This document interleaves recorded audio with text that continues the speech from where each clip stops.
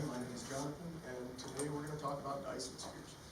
Before we get into it, I have a few definitions. If anybody wants to volunteer to read some of these, Jason. Sure. Megastructure, large-scale structures or buildings designed to serve a specific purpose, such as habits for human communities, transportation hubs, or energy production facilities. Tradition, a three-level scale used to characterize the potential of civilization's development. Type 1, planetary. Type 2, stellar. Type 3, galactic. And these levels of the scale are just to say, at each level, a civilization of that type is able to harness and use every bit of energy produced by that level. Anybody? Okay.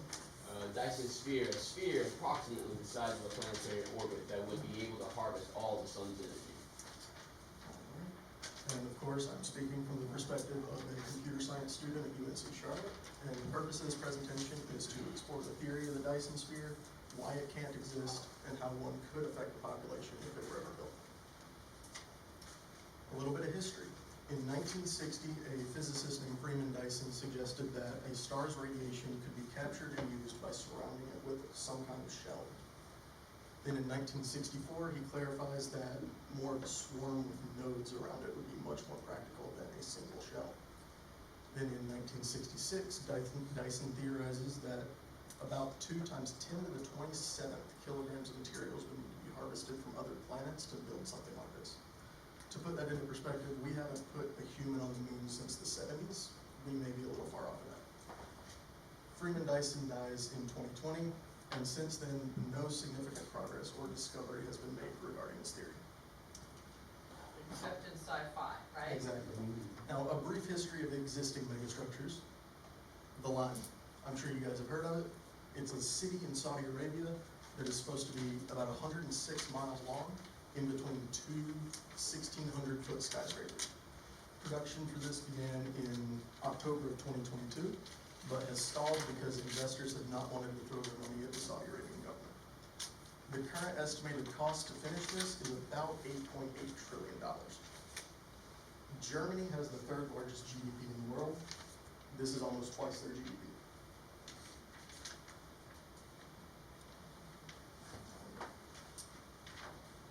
So the spheres can be, there's different theoretical applications, like swarm is one, Right. and then there's like just a flat megastructure is the other Right. one, is that correct? Yeah. There's also the question of gravitational stability. A particularly elegant theorem in physics is Gauss's law, which proves that the gravitational field felt within a spherical shell will be zero everywhere. Indeed, this also holds for other fields like electric or magnetic. In essence, all of the slight tugs in each direction cancel out to zero. This means that the star, enshrouded by this Dyson sphere, actually feels no force exerted upon it by the sphere itself. Yet more, this is true even if the star is offset from the central position. So, if we shifted the sphere over to one side, the star would just sit there, feeling no force and thus no reason to move. That's actually a bad thing though, because now there is no restoring force to keep the star and the sphere aligned to one another. What this means is that if the sphere experiences a slight nudge to one side, it will just drift across. As it does so, the star inside feels no difference, until of course it eventually crashes into the walls of the sphere. This situation is not an instability nor a stability, it's something in between, what you might call neutral stability, like a ball balanced on a ridge. Such things cannot last, because after all, the universe is filled with slight forces nudging things around all the time. There's also the question. Now, as you can see, the shell just doesn't work. There's no way to stop the universe from pushing against it, and it will eventually crash into the star. So that's why Dyson said that a swarm could be more viable. Now, the sphere, being a monolithic shell, is very unstable, as you saw in the video, but it does capture every bit of energy produced by the sun. The swarm, on the other hand, is just a collection of smaller nodes that have their own unique orbits around the star. They're more stable, but they do capture much less energy. You can start small and then scale it up to capture eventually more, but it will never be as much as the shell. Now, if we ever try to construct a sphere, swarm, any of that, who would it affect? It would harm traditional energy industries. This level of usable energy produced would render almost every other energy source completely obsolete. It would harm the taxpayers. All of us would have to fund that.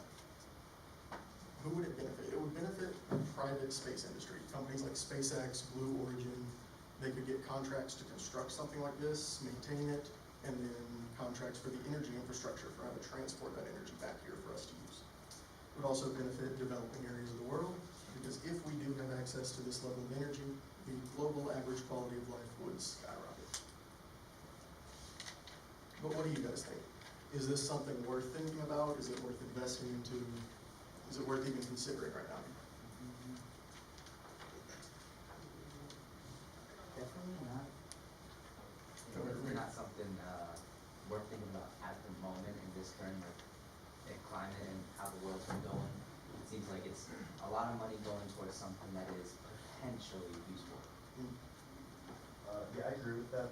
Generally, I put this up with like something like cold fusion, where it's like theoretically possible. It's just the cost is astronomical. We're maybe 50, 60 years out, 100 years out maybe. So not necessarily worth thinking about investing a ton of money into now, but you do have to invest some just in general to keep development going. The technologies needed for something like that. I don't think it is possible to do it at our current state of civilization. There's not enough metal on Earth to construct something like that, especially when you consider how actually big the sun is. It's just a lot. I think in our spaces, computer science majors, the hackathons we do, just like the whole project behind STEM, we like to believe that new technology is going to be able to solve all of our issues. But the truth is that making good decisions consistently is what gets us to good places. And as many of us have already pointed out, we simply lack apparatus or means to build a project like this. But what we do have can allow us to build projects that can improve the Earth itself. So instead of trying to build a Dyson sphere, I would love to see eco-terraforming projects in the Sahara, or even restoring the aquifers in the Great Plains in the United States. Okay, those are great points. So in conclusion, sorry, go ahead. Again, I was in the 4th grade and they said the sun was gonna die out. Okay, our son and I heard this before. I go, what are we gonna do about it? He said, well, there's nothing we can do. I go, well, why not? And I've asked that question for decades and decades, so that would be an option that might help us move forward if we want our species to survive. So in conclusion, the idea of constructing megastructures at all is still very new to us. The only one we've ever really tried to act on started in 2022. Almost no progress has been made. The Dyson sphere itself as a sphere cannot exist because there's no way for us to gather the amount of material we would need. It would be incredibly unstable, and there's no way for us to stop the universe from pushing or pulling against it. Someday we may reach this level of development because our progress is inevitable. We're always moving forward, and there's going to be a point where we have to reach this point or we're stalling out. Now, before I go, I want to leave you all with a quote from Konstantin Tsiolkovsky, who was a Russian rocket scientist. The Earth is the cradle of humanity, but mankind cannot stay in the cradle forever. Thank you.